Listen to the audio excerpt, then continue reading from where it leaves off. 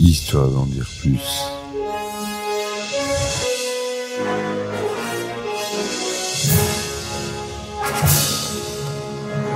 Eh ben attendez, on est en France. Allez, cul sec. Hop.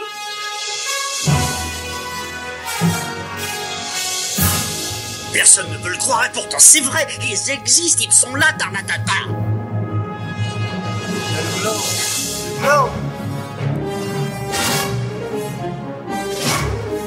Il faut qu'on pète.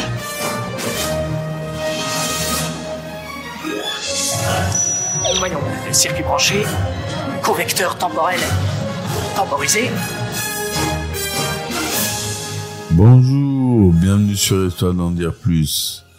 Aujourd'hui, on continue avec notre cher ami Jackie Chan, épisode 2. On en était arrêté à Mr. Dynamite. On va commencer sa percée hollywoodienne entre 88 et 98. C'est parti mon kiki, on y va.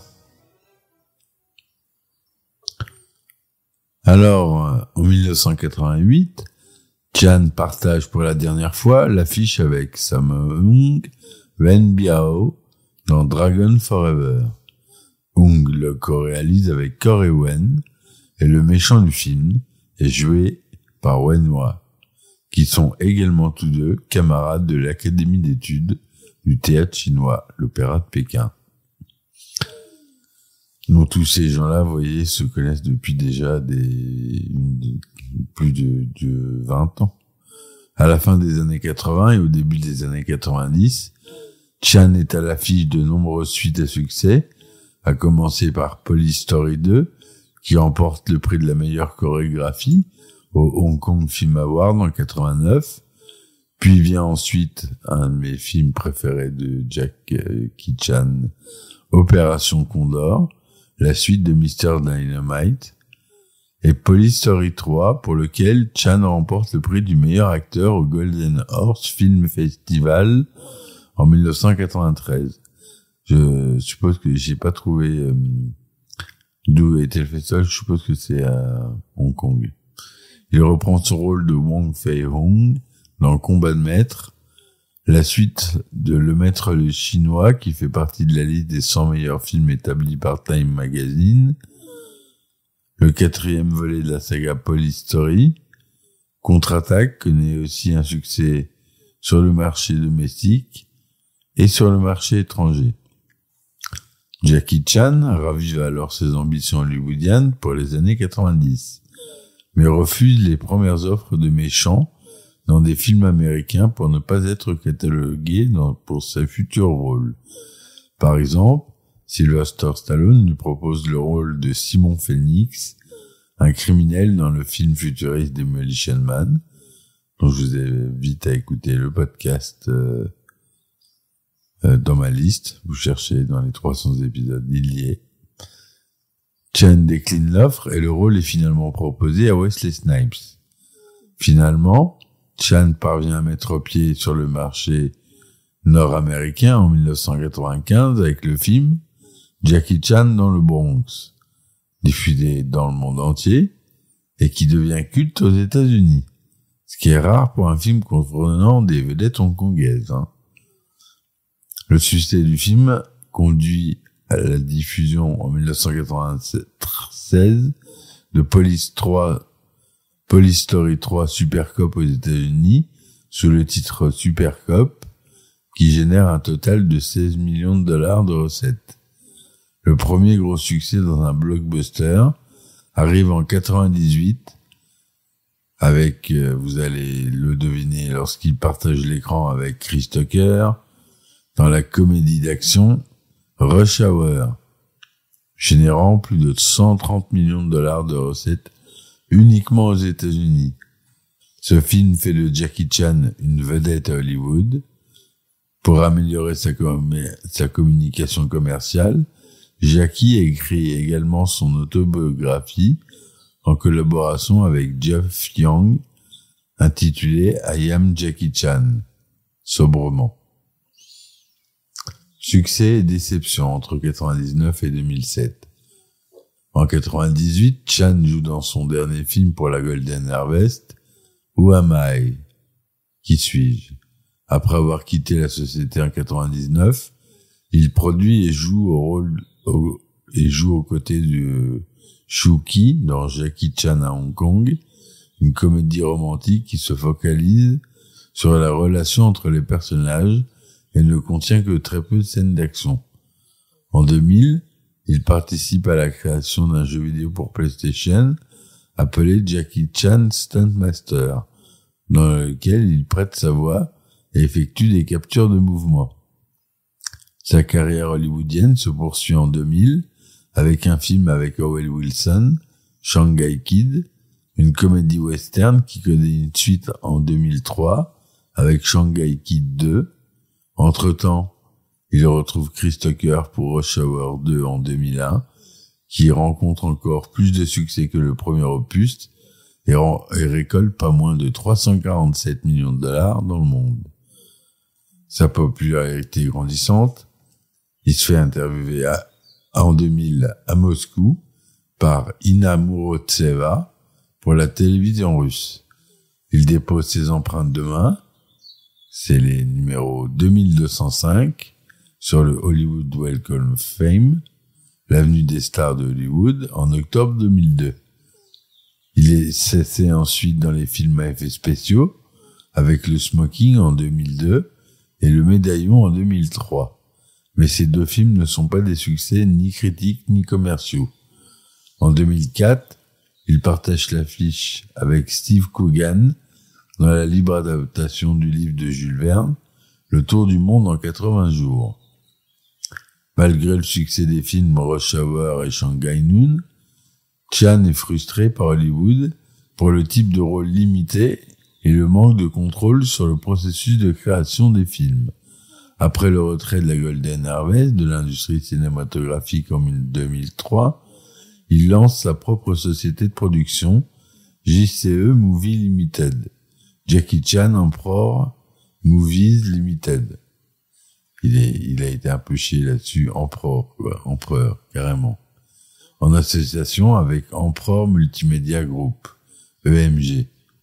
À partir de ce moment, ces films contiennent de plus en plus de scènes dramatiques, tout en continuant à rencontrer un succès au box-office. Parmi eux, il est possible de citer New Police Story en 2004, The Myth en 2005 et L'Expert de Hong Kong en 2006. C'est en 2007 que sort le dernier volet de la série Rush Hour 3, qui rapporte, lui, 255 millions de dollars à travers le monde. Mais c'est une déception à Hong Kong où il rapporte que 3,5 millions de dollars pour son premier week-end d'exploitation. Depuis 2008, il a commencé un changement de style. Dans Le Royaume Interdit, Chan collabore pour la première fois avec Jet Li. Le tournage se termine le 24 août 2007 et le film sort en salle en avril 2008. De nombreux effets spéciaux sont utilisés pour concevoir le film. Chan prête ensuite sa voix à Maître Singe dans Kung Fu Panda, aux côtés de Jack Black, Dustin Hoffman et Angelina Jolie. De plus, il assiste Anthony Zito en qualité de conseiller pour le film Wushu, sorti le 1er mai 2008. Et ce film, j'arrive pas à le trouver.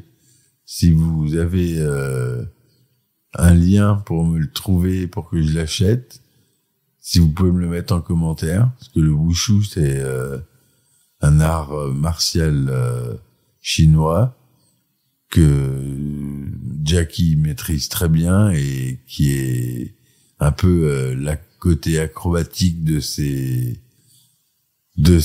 cascades et de son kung-fu, c'est du wushu. Alors si vous regardez les compétitions de wushu, ça n'a rien à voir, hein. Mais Jackie Chan était un grand adepte du wushu. Voilà. On y retrouve Sammo Hung et Yang Wanji qui jouent des rôles de père et de fils. Sammo Hung qui revient en 2008 donc, après une longue séparation avec Jackie. En novembre 2007, Jackie commence le tournage de Shinjuku Incident, un rôle dramatique, sans aucune scène d'art martial, sous la direction de Derek Yee.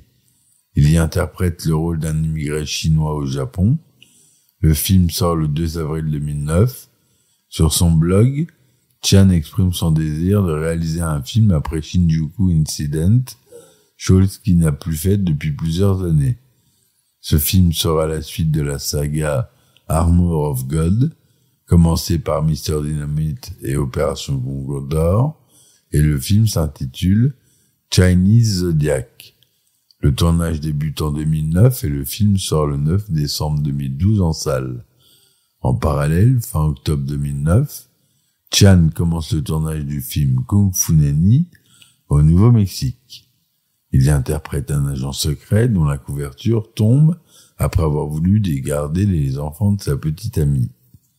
Dans Little Big Soldier, dont l'action se déroule en Chine, pendant la période des royaumes combattants, Chan joue le rôle d'un vieux fantassin rescapé d'une bataille qui capture un général ennemi blessé, Li Wong, afin de le ramener dans la capitale de son royaume. Le 22 juin 2009, il quitte Los Angeles pour commencer le tournage à Pékin de Karate Kid, un remake du film original avec le fils de Will Smith. Vous connaissez ce film.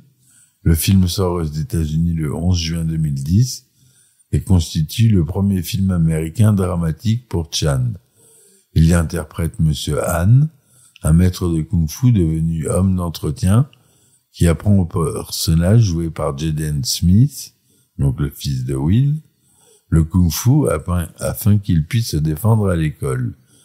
La fin du film devait composer un duel final entre le personnage de Mr. Han et le méchant, avant d'être retiré au montage, afin de laisser la victoire finale à Jaden Smith. La scène fut donc déplacée dans les scènes coupées. Dans son film suivant, Shaolin, Chan joue le cuisinier du temple plutôt qu'un rôle principal. Son 100e film, 1911, sort le 26 septembre 2011. Il y est co-réalisateur, producteur exécutif et vedette principale. Le film sort le 14 octobre aux États-Unis, mais ne sort pas sur les écrans francophones. Chan remporte le prix du meilleur botteur de cul au Nickelodeon Kids Choice Awards en 2011 pour Karate Kid. Et durant le festival de Cannes 2012, Chan annonce sa retraite pour les films d'action, prétextant qu'il était devenu trop âgé pour ce genre de film. Il précise par la suite qu'il ne va pas complètement se retirer des films d'action, mais qu'il va effectuer moins de cascades et prendre plus soin de son corps. Le 20 septembre 2012 sort à Pékin CZ12, Chinese Zodiac. Jackie Chan y reprend son rôle d'aventurier à la recherche de statues du Zodiac dérobées par les troupes britanniques et françaises lors du sac du Palais d'été en 1860. Le film, tourné en France, à Paris et au château de Chantilly, château de Courance et le château de Corbeil-Essert, en Lituanie, en Chine et à Hong Kong, Taïwan et même Australie. Totalise plus de 160 millions de dollars de recettes lors de sa sortie en Chine. Sa diffusion en France est prévue pour 2014. Le magazine Forbes révèle le 1er juillet que Jackie Chan a gagné 50 millions de dollars entre juin 2014 et juin 2015. Il est donc le deuxième acteur le mieux payé du monde sur cette période, juste derrière Robert Downey Jr. Le 5 juin 2015, on annonce que Jackie Chan va tourner un film d'action, un thriller, intitulé The Foreigner, réalisé par Martin Campbell, à qui l'on doit également Casino Royale. Alors The Foreigner, je l'ai vu, il est bien, je vous conseille de le voir.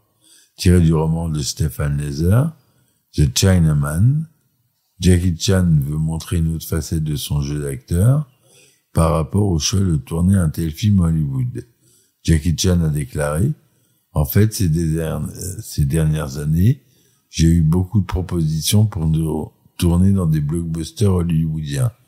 Mais je ne veux plus jouer au maître chinois ou au policier de Hong Kong. Je n'ai plus envie de me répéter. Avec The Foreigner, c'était l'occasion de jouer un rôle que je n'avais jamais fait. Alors j'ai voulu essayer. » Le tournage a officiellement commencé en janvier 2016 à Londres. Cependant, en février 2016, le tournage d'une scène a créé un vent de panique passager à Londres. En effet, l'équipe a fait exploser un bus impérial sur le Lambeth Bridge pour les besoins d'une séquence, sans prendre le soin de communiquer de manière plus intensive afin de prévenir toute population. Seules quelques affiches avaient été placardées, suscitant la colère des Londoniens, notamment en raison du contexte actuel de menaces terroristes. Le budget du film est de 35 millions de dollars.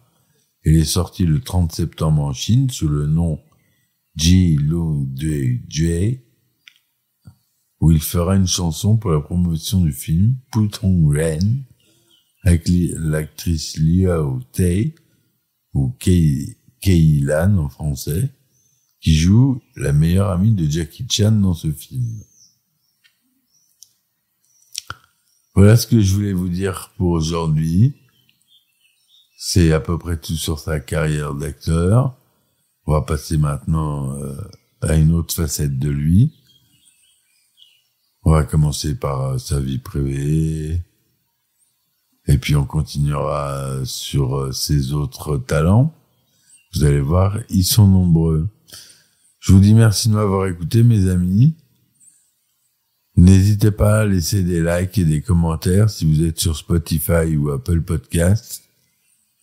Ça m'aide beaucoup, ça coûte rien et ça me fait avancer beaucoup. Donc je vous remercie de le faire, ceux qui écoutent sur Spotify et Apple Podcasts, ou tous ceux qui peuvent liker sur leur application, peu importe.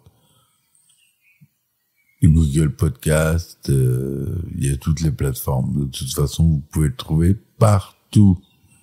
Voilà mes amis, je vous dis à très vite. Si vous voulez me supporter, vous avez les plateformes que j'ai mis en place avec un lien en description si vous vous sentez généreux.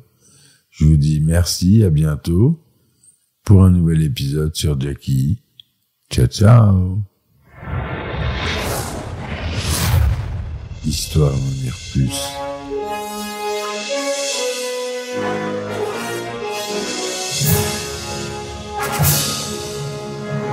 Eh ben attendez, on est en France. Allez, cul sec. Hop.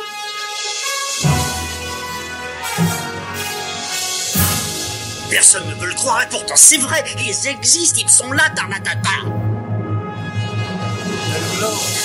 Non. Il faut qu'on pète.